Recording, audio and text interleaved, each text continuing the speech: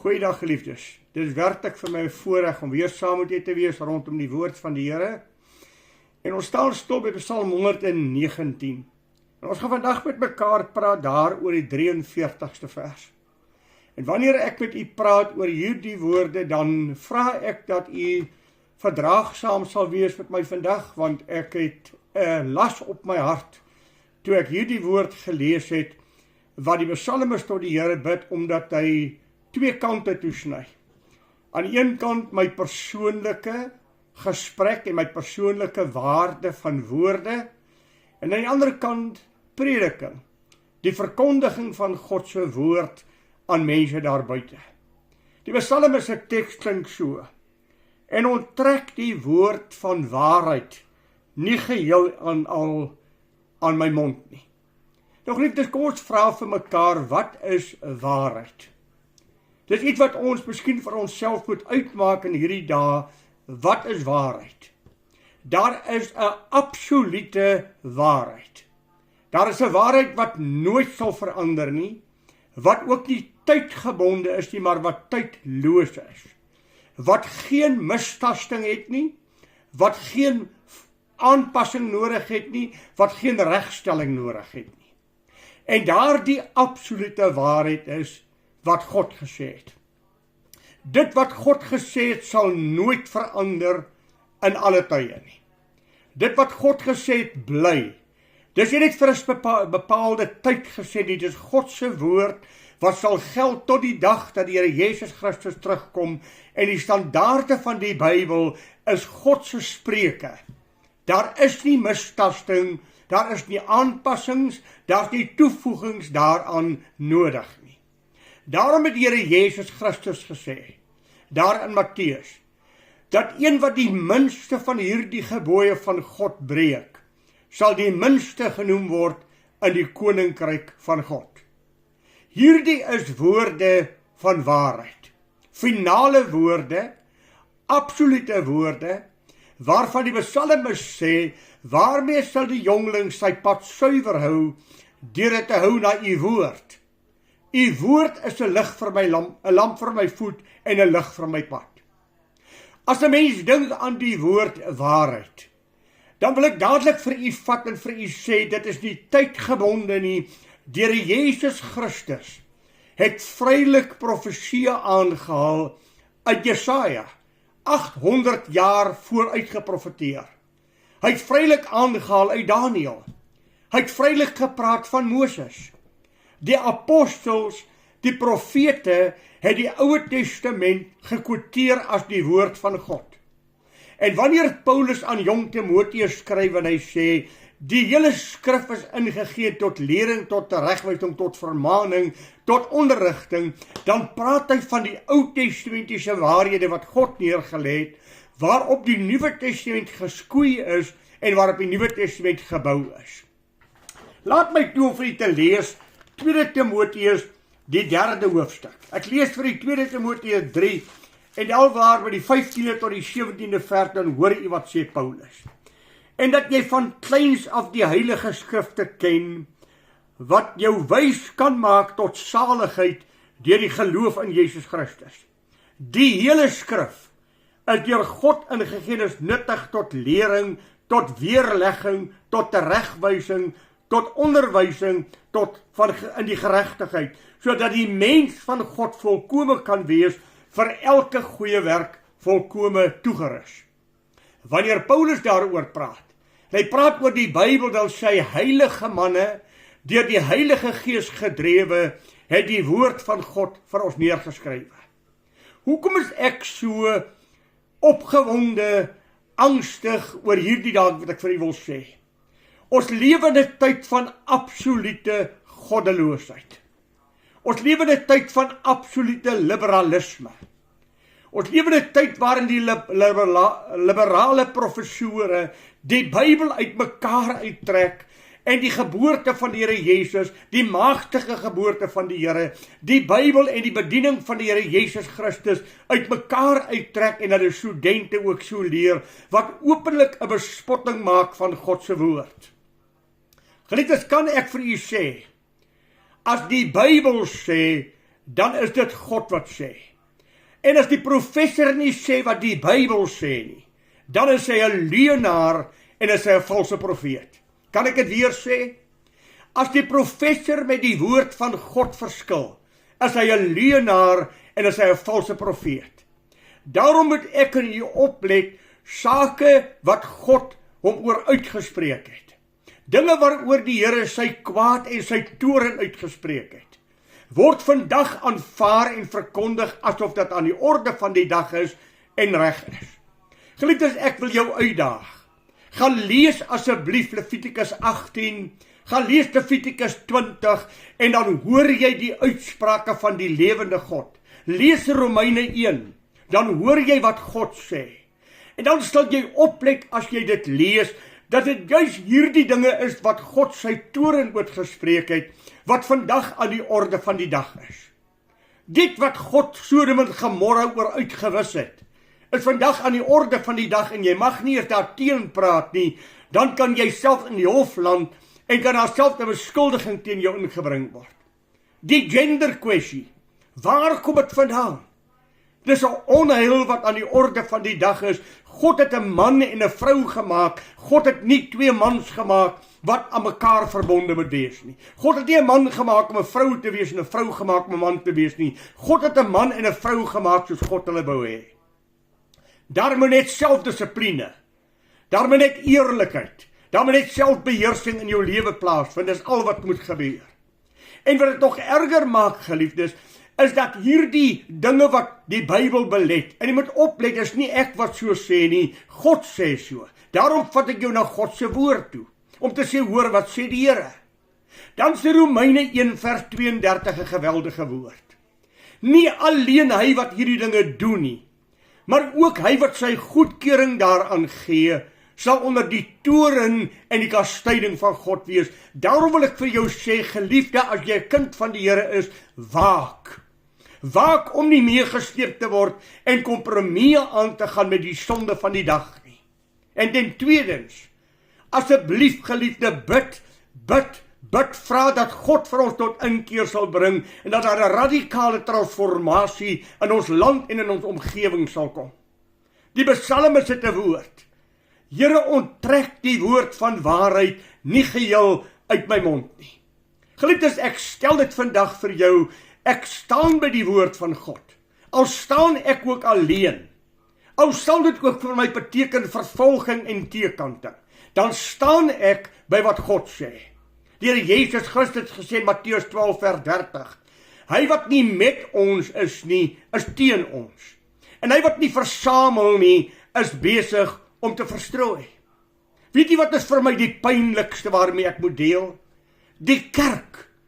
Hulle wat lig vir mense moet bring, hulle wat die woord van God na mense moet bring, is besig om in 'n baie groot mate oor die kerk te mislei en sonde in die kerk toe te laat. En mense in hulle sonde te troos en mense gemaklik in hulle sonde te laat voel, om mense net nie ongemaklik te laat voel nie. Praat ons nie meer oor sonde nie, praat ons nie meer ongeregtigheid nie, bring ons nie meer sonde aan die lig nie. Sê vir my geliefde, wanneer laas het jy 'n boodskap gehoor oor sonde? Ag, kom ek vat verder. Wanneer het jy laas 'n boodskap gehoor oor die hel? Oor verlorenheid? Dit word nie meer aangeraak nie, want dit maak mense ongemaklik. En as ons hierdie onderwerpe aanraak, kan ons dalk mense verloor en kan mense dalk uit die kerk uitpad gee. In die Ou Testament is daar 'n voorbeeld. Die profete sê vrede, vrede. Terwyl God geen vrede met sy volk het nie. Die toorn van God is oor sy volk, maar hulle roep vrede, vrede. Ons het weer nodig, geliefde, om by Elia en 'n Baal by mekaar te kom. Ons het dan weer nodig om saam met 'n Moses te staan en te sê, die wat vir die Here is, kom staan by my. Die wat nie vir God is, die staan een kant. Maar ons moet weer 'n keuse maak vir waarheid. Ons moet weer 'n keuse maak om te staan by God se woord. Die apostel Paulus het in Romeine 1 vers 16 gesê, ek skaam my nie oor die evangelie van ons Here Jesus Christus nie, want dit is die krag van God tot redding vir elkeen wat glo. Ek wil dit vir jou lees. Ek wil dit vir jou lees wat sê Galasiërs daar in die 1ste hoofstuk, dan hoor u. Ek verwonder my dat julle so gou afvallig geword het van hom wat julle deur die genade van Christus geroep het, na 'n ander evangelie toe, terwyl daar geen ander is nie, behalwe daar sommige mense is, wat julle in die war bring, en die evangelie van Christus wil verdraai. Maar al sou ons of 'n engel uit die hemel julle die evangelie verkondig in stryd met wat ons aan julle verkondig het, laat hom 'n vervloeking wees. Soos ek van tevore gesê het, sê ek weer, as iemand julle die evangelie verkondig in stryd met dit wat julle verkondig is, laat hom 'n vervloeking wees. Soek ek dan nou die guns van mense of van God? Of probeer ek nog om mense te behaag? As ek nog mense behaag, sou ek nie 'n diensknegt van Christus kon wees nie. Dan moet 'n keuse gemaak word. Nie alleen wat my as prediker aanbetref om die waarheid te verkondig nie, ook jy as lidmaat, jy as wedergebore kind van God, dat jy by die waarheid sal staan en jy nie sal dit saamsleep deur hierdie verleidelikheid van die dag waarin ons is nie. Kom ons neem net deur feite in oë, geliefde. Kom ons kyk net weer wat sê die Bybel. Want dit word nie meer aan mense verkondig nie. Mense hoor dit nie meer nie. Die Bybel sê, deur die sonde van die een mens Adam, het ons almal sondaars geword, en het die dood tot ons almal deurgedring, omdat ons almal gesondig het. Daar is niemand regverdig nie, self nie een nie. Ons het almal gesondig, en dit ontbreek ons aan die heerlikheid van God. En die loon van die sonde is die dood, die hel, skeiding van God. Dit is die werklikheid, geliefde. Mense hoor nie meer dat hulle verlore is nie. Mense hoor nie meer dat hulle Jesus Christus moet aanneem nie. Mense hoor nie meer dat hulle 'n verlosser nodig het nie. Hulle het kerkrites wat hulle nakom, hulle het al die beginsels van die kerk nagekom, maar hulle mis die kern waaroor gaan, die Here Jesus Christus. Here, onttrek asseblief nooit die woord van waarheid uit my mond nie. Ja, dit gaan skeiding bring. Die Here Jesus het gesê, dit sal skeiding in families bring. Dit sal pa en seun skei, dit sal ma en dogter skei. Die een sal Jesus Christus aanvaar, die ander een sal hom nie wil aanvaar nie. Geliefdes, ek het gedien op 'n Christelike forum in Suid-Afrika. Ek het daardie forum bedank, omdat ek durf sê het, God het een seun, en sy seun se naam is Jesus Christus. Die kerk het my teëgestaan om te sê, Mohammed en Jesus, Mohammed en Boeddha is presies dieselfde. Jy kan besluit hoe jy wil aanbid. Ek het geweier om dit te aanvaar. God het een seun, net een, en sy naam is Jesus Christus. Glo jy dit nog? Staan jy nog daarby by wat God sê? Ag, as ek gaan na die geskiedenis toe, daar in Jesaja 30, hoor wat sê die volk van die profeet van God. Want dit is 'n wederstrewige volk, leenagtige kinders, wat die wet van die Here nie wil hoor nie. Wat aan die sieners sê, sien nie. Wat aan die profete sê, profeteer vir ons wat nie reg is nie, spreek vleitaal vir ons, profeteer bedriegery. Wyk af van die weg, buig die pad, laat die heilige van Israel voor ons oë verdwyn. Dit wat die volk vir die profeet sê. Wil jy hoor wat sê Jeremia 23? En wel daar by die 16de vers, wat sê die volk vir die profeet? Hulle sê, so sê die Here van die leerskare, luister nie na die woorde van die profete wat vir julle profeteer nie. Hulle vervul julle met ydelle verwagtinge. Gesig uit hulle eie hart verkondig hulle, nie uit die mond van die Here nie. Wat 'n geweldige woord. Luister nie na hulle nie. Let op vers 31 en 32. Kyk, ek het dit teen die profete spreek die Here, wat hulle eie tong gebruik en sê, die Here spreek. Kyk, ek het dit teen hulle, wat leenagtige drome profeteer. En dan sê vers 33, as hierdie volk of profeet of priester sou vra en sê, wat het die Here gelas? Dan moet jy vir hom sê, julle sê die Here het gelas. Vers 36. Maar van die heilige, van die Here, ekskuus geliefde, elkeen wat sy eie woord spreek, wat die woorde van God verdraai, en met sy eie woord spreek. Dis die taal wat God oor die profete gepraat het. Lees Jesegiel 36 En wel die 3de vers, laat my toe om dit vir u te lees. Geliefdes, ek is aangegryp deur hierdie dinge, omdat ek moeg is vir die verleiding wat daar vandag in die kerk van die Here is en verkondig word. Miskien sal die huis van Juda, neem vir jou 'n boekrol, skryf daarop al die woorde. Ek die Here jou God gespreek het oor Israel en Juda en oor al die nasies van die dag af dat ek met jou gespreek het, van die dag van Josia af tot vandag toe. Miskien sal die huis van Juda luister na al die onheile wat ek van plan is om hulle aan te doen, sodat hulle bekeer elkeen van hulle verkeerde weg. En ek sal hulle ongeregtighede vergewe. Ek sal hulle herstel. Lees Jesegiel 38 self, die valse profete van die tyd waarin ons lewe. Geliefde, ek en jy moet vir die Here sê, Here, verwyder nie die woord van waarheid uit my mond nie. Die apostel Paulus was baie besonderlik daaroor. In 2 Timoteus die 3de hoofstuk vers 1, ek gaan dit vir u lees, hoor wat sê, wat gaan gebeur. Hy sê, maar weet dit, dat na die laaste tye swaar dae sal kom, want mense sal liefhebbers van hulle self wees, geldgieriges, grootpraters, trotsaars, lasteraars, ongehoorsaam aan hulle ouers, ondankbaar, onheilig, sonder natuurlike liefde, onversoenlik, kwaadsprekers, bandeloos, wreed, sonder liefde vir die goeie, verraaiers, roekeloos, verwaand, meer liefhebbers van genot as liefhebbers van God. Mense wat die gedaante van godsaligheid het, maar die krag daarvan verloon. Keer jou ook van hierdie mense af. In die 4de hoofstuk van daardie selfde hoofstuk, sê hy van ons die volgende woorde. Ek besweer jou dan voor die Here Jesus Christus en die lewende God. Verkondig die woord, hou aan tydig en ontydig, want daar sal 'n tyd wees wat hulle die gesonde leer nie verdra nie, maar omdat hulle die gehoor gestreel wil wees, vir hulle menigte leraars sal versamel volgens hulle eie begeerlikheid. En die oor sal afkeer van die waarheid, en dit sal wend tot fabels. Maar jy, wees jy in alles nugter, ly verdrukking, doen die werk van die evangelis, vervul jou bediening. Ek en u gaan 'n keuse moet maak, geliefde. Die kerk van die Here het ongelooflike skade gelei. Ek hou nie daarvan om teen goed te praat nie, maar ek gaan dit waag om vir iets te sê wat ek self beleef het. Geliefdes, daar het in ons land 'n ding gekom, die Toronto Blessing.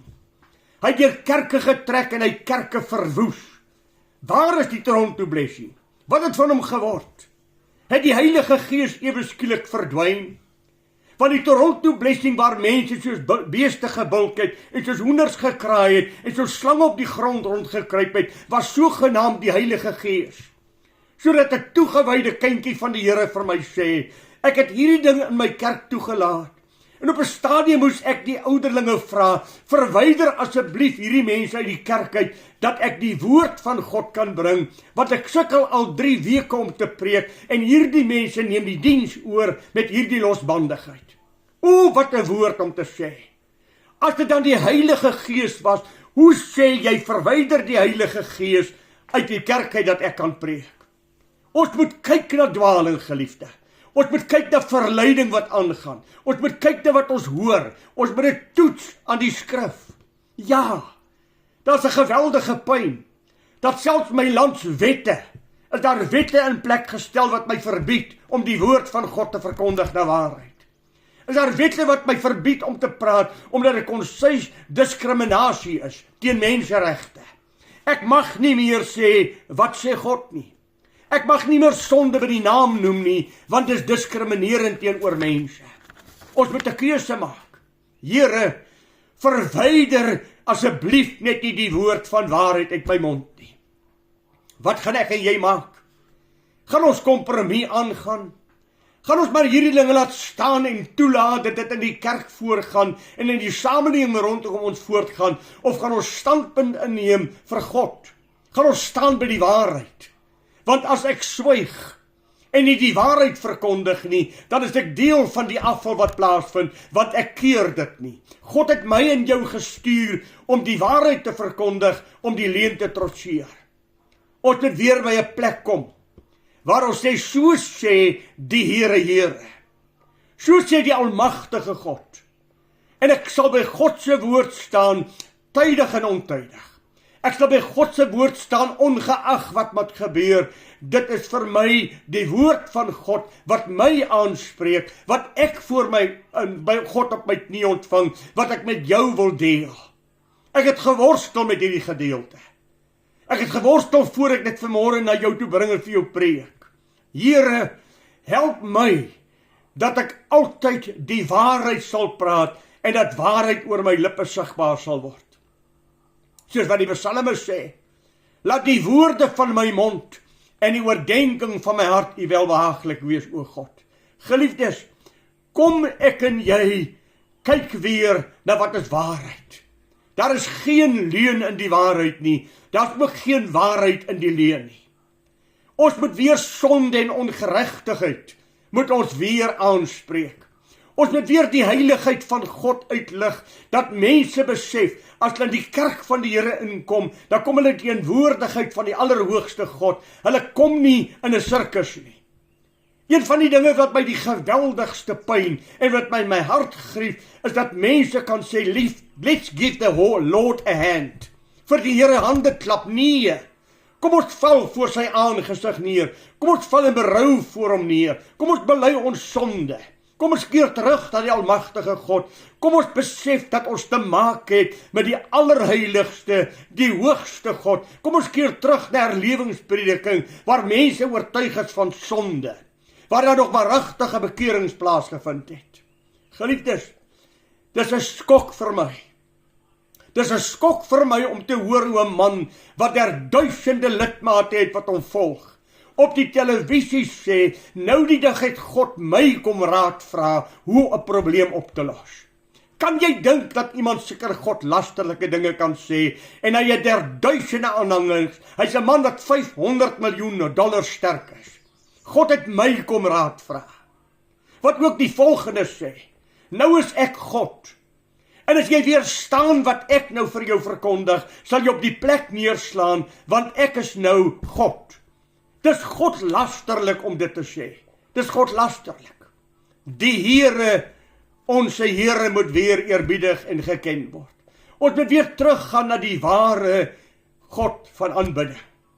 Ag, as ek kyk wat vandag in kerke ingaan, goud in die hare, goud in die tande, allerlei vermaaklikhede, die kerk het 'n sirkus geword. Weet jy, ek dink aan jare terug, is daar 'n dametjie van my gemeente wat na 'n sekere kerk toe gegaan het, ek wil nie sê watter een nie. Haar man was 'n diaken en ek bel hom na die tyd om vir hom sê, ou maat, nou wat soek julle by daai kerk? Hulle verskil mos nou radikaal van ons. Nee, dominee, is nie ek nie, my vrou was daar. Sy klim op die telefoon en sy vertel my, sy het in haar lewe nog nooit so diens belewe nie. Ek het nie die vermoë om so diens te hou nie. Dit was 'n ongelooflike diens gewees. Al wat ek haar gevra het, kom ons noem haar sommer Jenny. Jenny, kan ek jou iets vra? Wat het God vanaand vir jou in jou hart gedoen? Gaan jy môre weer die honde skop? Gaan die bediendes op die plaas weer onder jou tong deurloop? Of het God jou verander? Sy het 'n oomblik stil geword en gesê, dominee, ek hoor wat jy sê. Dit was lekker, maar God het my nie verander nie. Geliefde, dis nie kerk nie. Kerk is om die teenwoordigheid van God in te kom, te hoor wat God sê en te buig voor God. O, weet jy wat wens ek wil gebeur? Ek wens God wil net vir een oomblik in die gemeente kom neerdaal, terwyl ons kerk hou, dat die teenwoordigheid van God net sal kom, en dat ons weer 'n ervaring sal hê van 'n Daniël, van 'n Jesaja, van 'n Johannes, wat bewend op hulle knieë staan, want ek het die heerlikheid van God gesien, en die almag van God het my oorheers. Here, gee weer vir ons goddelike prediking. Gee weer vir ons ware goddelike prediking, dat mense bewus sal word van hulle sonde. Dat mense sal bewus word dat hulle in die kerk sit, maar dat hulle Jesus Christus nie ken nie. Geliefde, jy kan in die kerk wees en verlore. Paulus was. Hy was 'n hooggeleerde fariseer. Hy het Jesus nie geken nie. Nikodemus was die leraar van die leraars, die moderator van sy kerk. Hy het Jesus nie geken nie. Jy kan in die kerk sit, jy kan al die kerkrites deurgaan. Die groot vraag is nie, behoort jy aan die kerk nie. Die groot vraag is nie, as jy gedoop nie. Die groot vraag is, het jy al ooit besef jy is 'n sondaar en jy Jesus nodig as verlosser? Dis wat die kerk moet verkondig. Dis my roeping, geliefde. Dis waarvoor God my geroep het. Mag elke leraar dit besef. God het jou geroep, nie om die kerk besig te hou nie, maar Sondag na die kerk toe te gaan en te sê, so sê die Here, Here. Om 'n woord by God op jou knieë te kry, wat jy in jou eie hart met God deurgeveg het, en dan na die gemeente toe gaan en sê, so sê die Here, die almagtige God het met my gepraat. Here, bewaar my mond, dat ek altyd die waarheid sal praat. Moet asseblief nooit die waarheid van my mond onttrek nie. Ja, vir jou, ook in jou persoonlike gesprek met mense om jou, dat jy altyd die waarheid praat.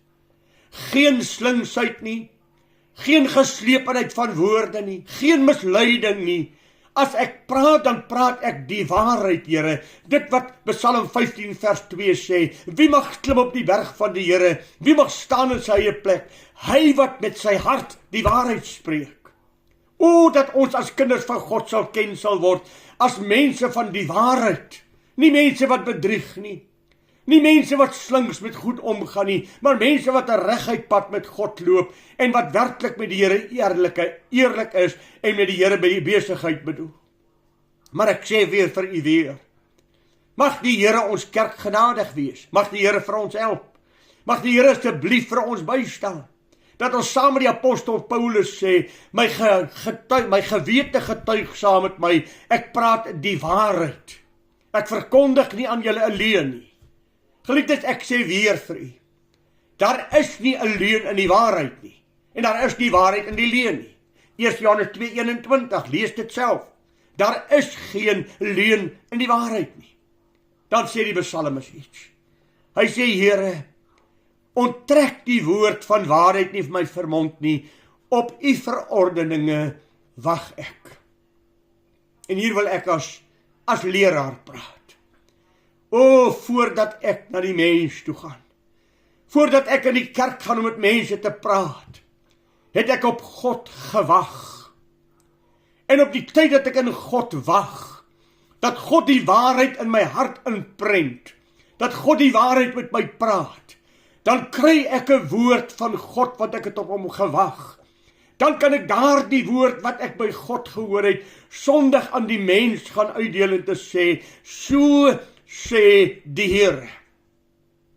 Nie woorde van ander mense gebruik nie, nie 'n ander persoon se preek steel nie, nie 'n korrespondansie gryp aan iemand anders se preek net oorskryf uit 'n kommentaar nie.